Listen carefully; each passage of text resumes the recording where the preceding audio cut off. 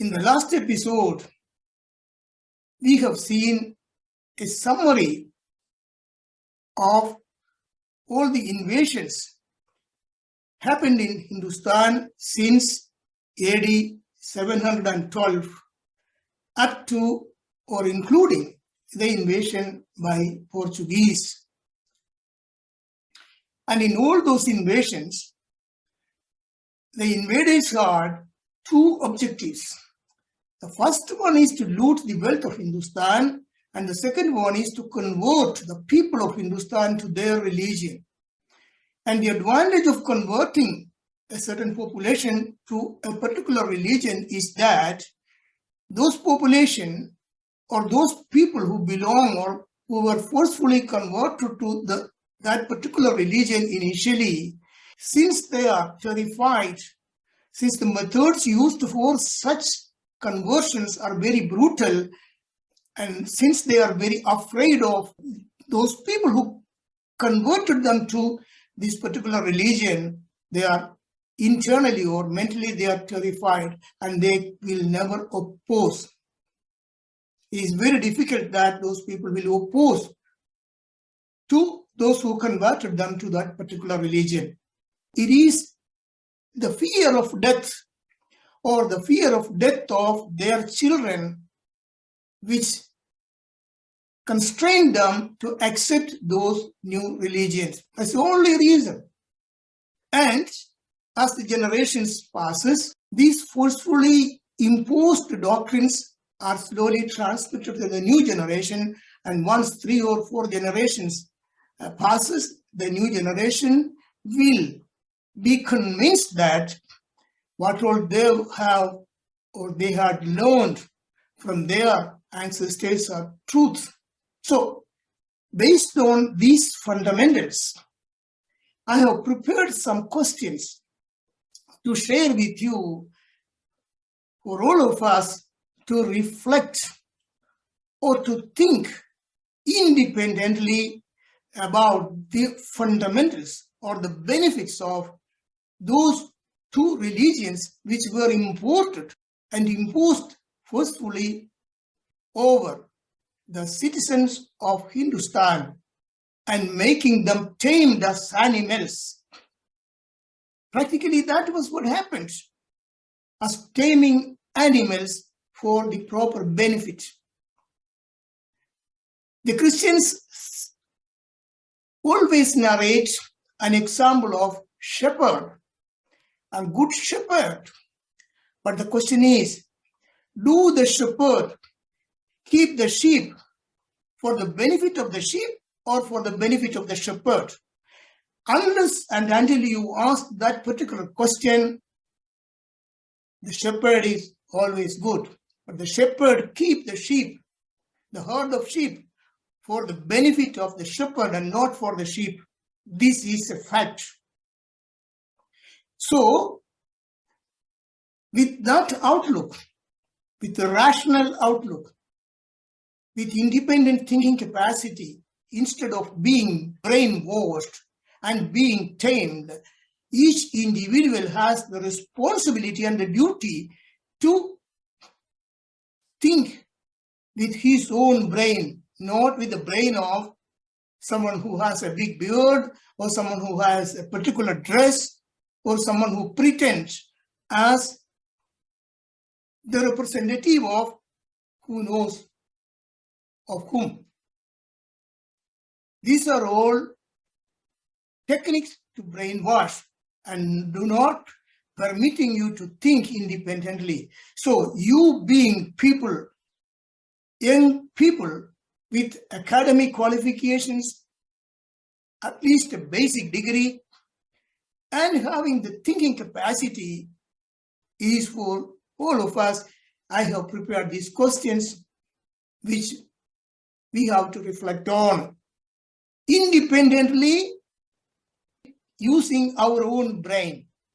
And that is the intention. So let us see those questions one by one. I'm not going to give you any answer. It is up to you to think and make your own answer for your own benefits, not for anything else. It's not to make some revolution. Absolutely no. It is just to keep your mind and brain clean, independent, and free thinking. And that is my intention, nothing else. So let us see those questions one by one. The first question is, if what we have seen in the previous episode are historical facts behind the introduction of the two religions to Hindustan, where our ancestors lived in peace, harmony, and abundance, do you think, I repeat, do you think that there is any divine or godly presence in any of these religions? It is your independent, personal, rational, logical, and individual answer which is important. It's not a collective answer. It depends on you alone.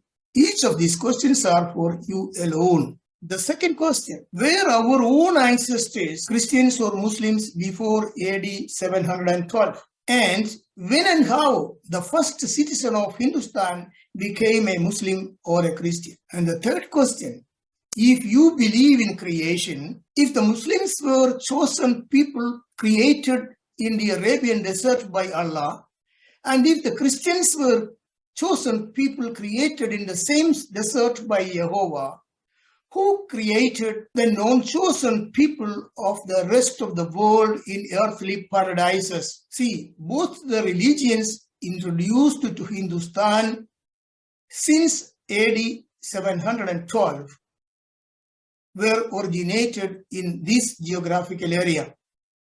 That is, here you can see the Caspian Sea, here's the Black Sea, here's the Mediterranean Sea, and here is the Red Sea, and here is the Persian Gulf.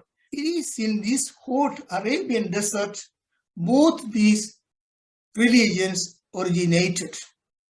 Here is Israel, which is related to the Christian religion, and here is Mecca, here is Medina. So the question is, why Allah and Jehovah located their own chosen people in the middle of the Arabian desert above 50 degrees centigrade and probably more than 50 degrees centigrade towards the noon, where there was not even sufficient water to drink, while the non-chosen people lived in terrestrial paradises such as Brazil, Panama, Costa Rica, Madagascar, Australia, New Zealand, India, China, Vietnam, Ceylon, so on and so forth. And again, the question is, who created those non-chosen people and granted them such terrestrial paradises? Again, the question is, why Allah and Jehovah were not aware of those terrestrial paradises? The next question is it logical and rational to transform the earth to a terrible hell, killing and looting others for an imaginary heaven which no one has ever seen?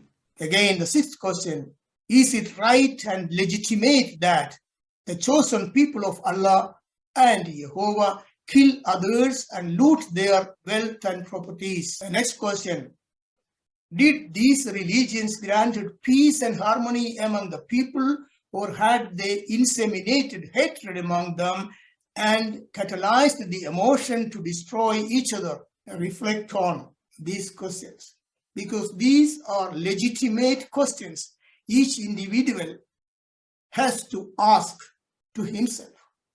Then make his decision. It depends on him. Nothing is imposed here. Absolutely nothing is imposed in these questions. These are legitimate questions which an individual must ask to himself. That's all. Many people exclaim about the charity the religions, especially Christianity, had and has offered to Hindustan. But the question is, did we need those charities if the reality of Hindustan was as affirmed by prominent scholars and historians, as we have seen in episodes 3 to 5? And see also the following statements. See this affirmation by the Moroccan traveler Ibn Battuta. He says, I have seen no region on the earth in which provisions are so plentiful.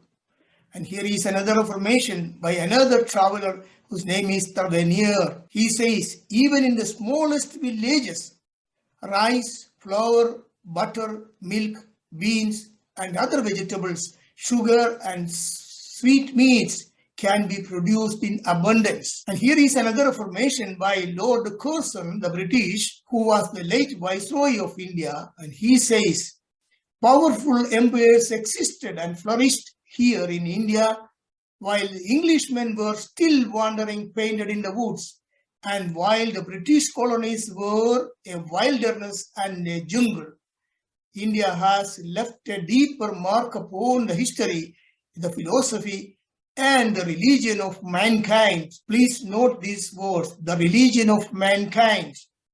Not the religion of a certain group of chosen people, the religion of mankind, than any other terrestrial unit in the universe.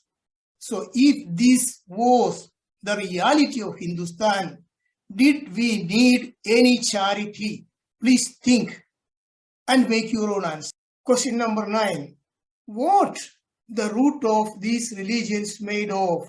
The question arises because when these religions were introduced and imposed on the citizens of Hindustan, what we have seen is terrible genocide, looting of the wealth of others, and converting the people who lived in peace, harmony, and abundance to those religions using absolute brutality. Yes or no? The answer is yours. Keep it for you. But the question is, what is the real root? Reflect, make your own answer. And finally, question number 10. Is it logical, rational, intelligent, and honest to ourselves that we continue to follow and believe those doctrines imported to Hindustan and imposed and enforced to our ancestors by pointing the sword on their chest, torturing them brutally, and butchering their children in front of their eyes? You being young generation with independent capacity to think, please think, make your own decision. So thank you very much for your kind attention to my words. See you in the next episode. Jai Hind.